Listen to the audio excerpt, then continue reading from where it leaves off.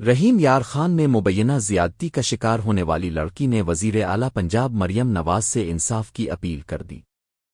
زیادتی کا مقدمہ درج نہ ہونے پر احتجاجاً خودکشی کی خاطر اونچی پانی کی ٹنکی پر چڑھنے والی لڑکی کو ریسکیو اور پولیس اہلکاروں نے ٹنکی سے اتارا، جس کے بعد متاثرہ لڑکی نے میڈیا سے گفتگو کی۔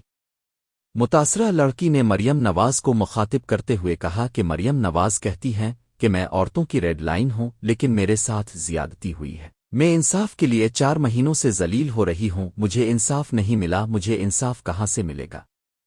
متاثرہ لڑکی نے ڈی پی او پر الزام عائد کرتے ہوئے کہا کہ شہباز نامی باثر ملزم کے خلاف ڈی پی او مقدمہ درج ہونے نہیں دے رہا، وہ اس ملزم کا ساتھ دے رہا ہے۔ ان کا کہنا ہے کہ اگر ڈی پی او ہی ملزم کے ساتھ مل جائیں تو پاکستان کی عورتوں کو انصاف کہاں سے ملے گا؟ مجھے خودکشی کرنی ہے۔ اس موقع پر متاثرہ لڑکی کی والدہ نے کہا کہ پولیس ملزم کے خلاف مقدمہ درج نہیں کر رہی، ملزم زیادتی کرتا رہا اور نازیبا ویڈیوز بناتا رہا۔ انہوں نے کہا کہ مقدمے کے اندراج کے لیے تھانے گئی، لیکن پولیس باثر ملزم کے خلاف مقدمہ درج کرنے سے انکار کر رہی ہے۔ مزید خبروں اور اپ ڈیٹس کے لیے newsbreaktv.com کی ویب سائٹ وزٹ کریں۔